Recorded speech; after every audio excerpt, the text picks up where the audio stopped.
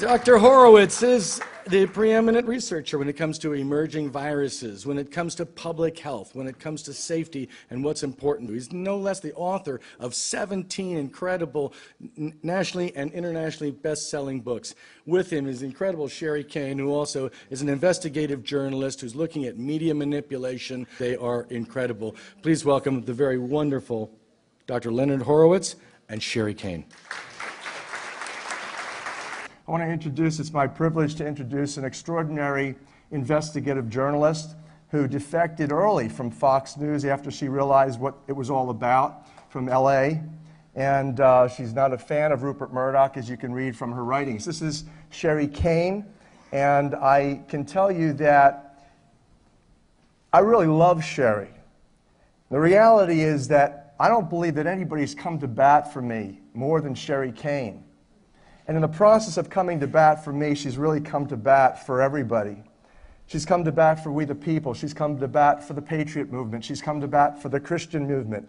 She has come to bat for the 9/11 Truth movement. The information that we're going to expose today is largely because of Sherri Kane's brilliant investigative research. And I believe because of that, she's pulled the veil off of the entire conspiracy industry. So tonight's presentation is an extraordinary one, and I welcome Sherri Kane to the podium for the first time. Thank you. I have to say it's a great privilege to work with Dr. Horowitz. He is a true genius and also an amazing investigative journalist. I think he's been a great asset to humanity, and he is a true hero.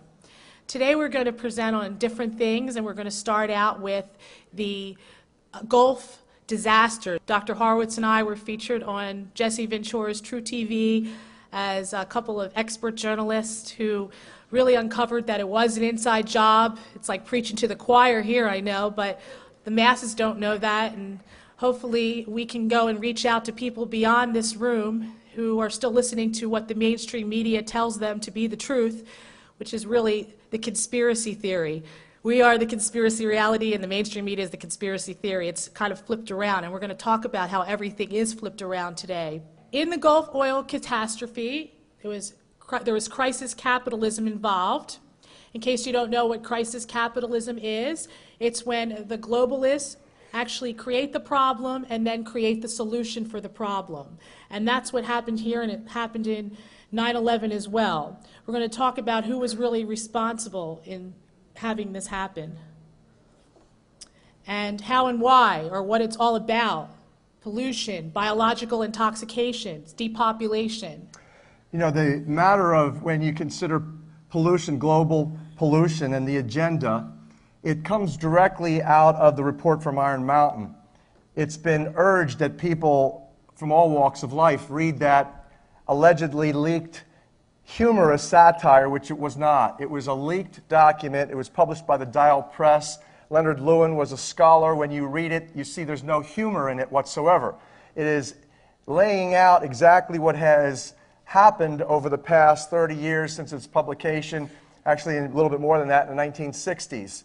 So you see that globalization involved massive global pollution as one of the manners in which the globalists would bring the people all over the world together against common foes. There was pollution. There was the alien phenomenon, the extraterrestrial risks. There was also the plagues, the great global plagues.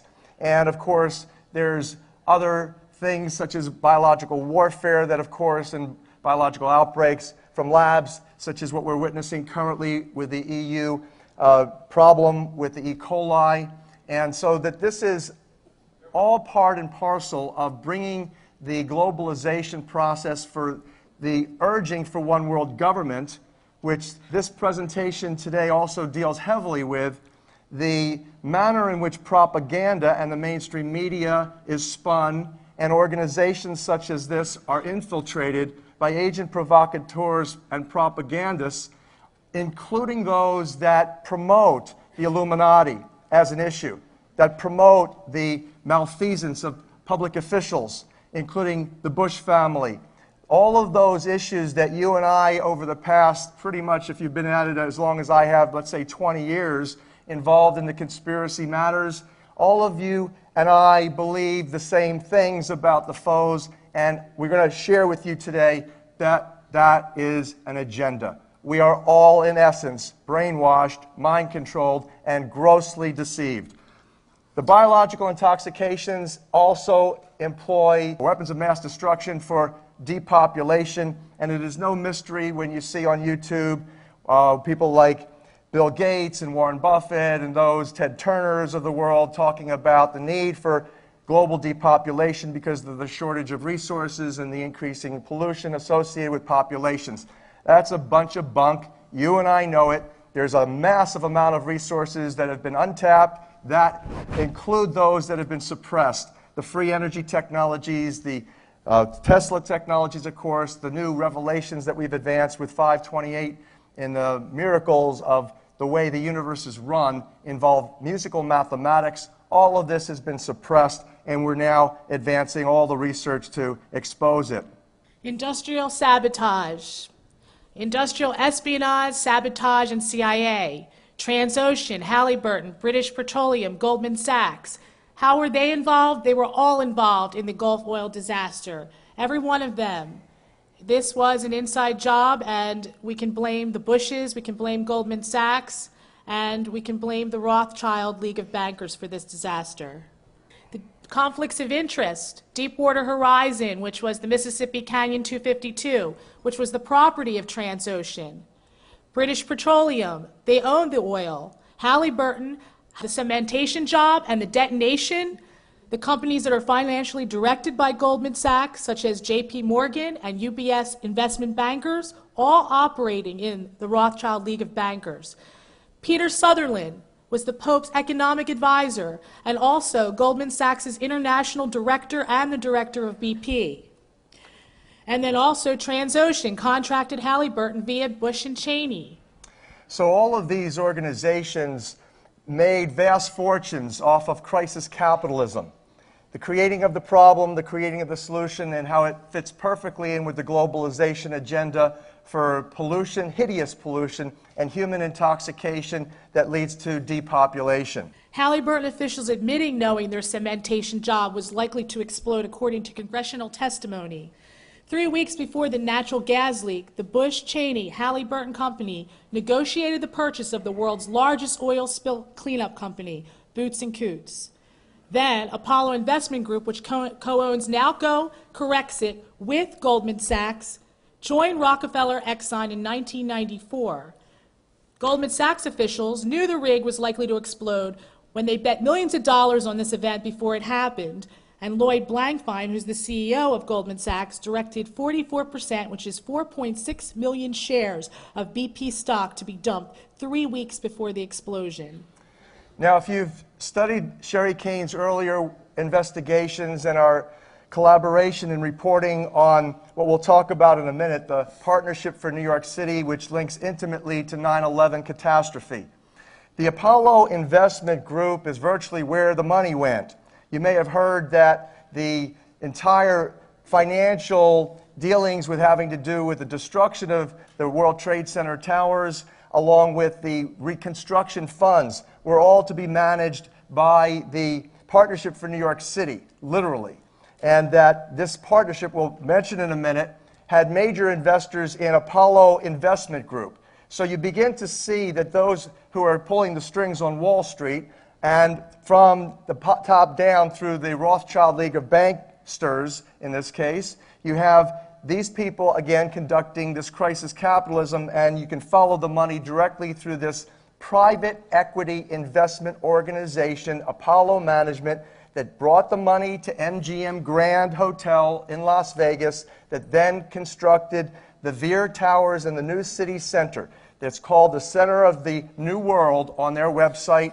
It's the city center. It's Las Vegas's #1 newest attraction, and it heralds 2 leaning towers that when they opened it, it was draped in red, white, and blue in the evening. It was lit up, red, white, and blue, and it appears to be falling into rubble. And that rubble, if you take a tour of that place you will find is owned by the world's wealthiest store owners, the Gucci's, etc.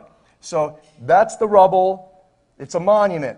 What you're looking at in Las Vegas at the City Center is a virtual monument that was never built in New York. It was built in Las Vegas. So you can actually go and research online. We have it online at waronwethepeople.com. So if you could take a note of that, it's a great website. You can get a lot of information. It's pretty much one of our newest websites that we put up.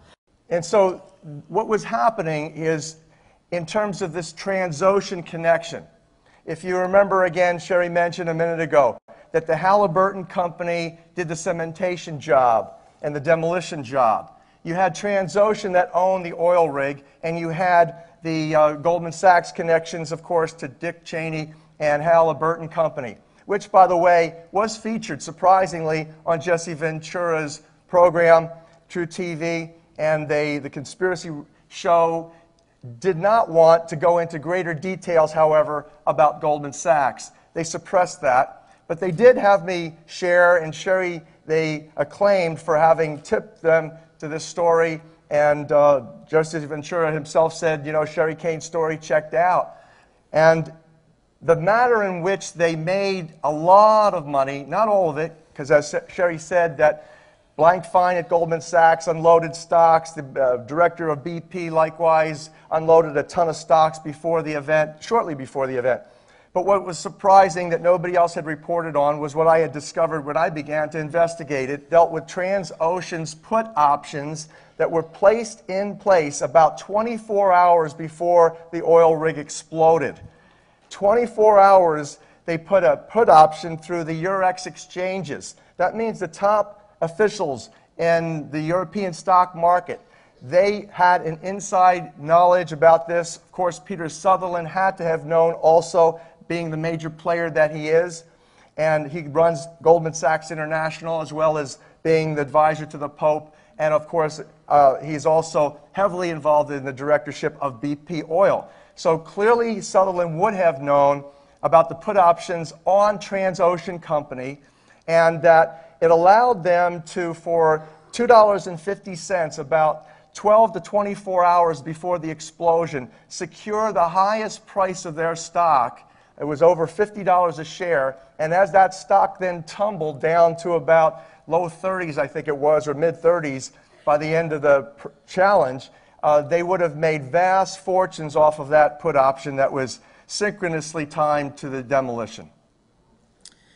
So it's important, as you know, in all of these disasters to follow the money, because that's where the truth is going to be. And in this case, it was with the Rothschild League of Bankers, Bush Cheney Halliburton cartel, Wall Street's leading investment bankers at Goldman Sachs, and the Partnership for New York City. The Partnership for New York City is responsible for rebuilding the World Trade Center. It's a David Rockefeller Foundation that has Lloyd Blankfein and Rupert Murdoch as the co-chairman. If you look at who Lloyd Blankfein is and who Rupert Murdoch is and all the people that are on the board of directors, you'll find that they are all media as well as pharmaceutical players. Rupert Murdoch has the Murdoch Children's Research Institute in Australia that conducted some of the first swine flu vaccination trials on children. And he also is the CEO of Fox, as well as a lot of other major media entities. Yes, News Corp is, of course, one of the major conglomerates of the media. You're looking at everything from HBO to Warner Brothers, Time Warner. Also, this link between ABC, Disney, Miramax. All of those mergers came by Goldman Sachs, Lloyd Blankfein, who maintained a lot of shares in the stock. When you're talking about ABC, Disney, Miramax, of course, you've got to include Michael Moore. We'll talk about that in a couple minutes. Murdoch's complete family is actually involved in the pharmaceutical cartel. His son, James, is the non-executive director of SmithKline Beecham, which is supposedly the competitor for who Murdoch is involved with, which is... CSL Labs is with Merck. They're a subsidiary of Merck Pharmaceutical Company. And SmithKline Beecham, of course, is supposed to be a competitor. His son, James, is James Murdoch is the non-executive director for that. And his mother, Elizabeth. Elizabeth, the whole family is involved. I Involved. mean, People don't know that they're involved in the pharmaceutical cartel. And then Lloyd Blankfein is the biggest funder of AstraZeneca flu mist,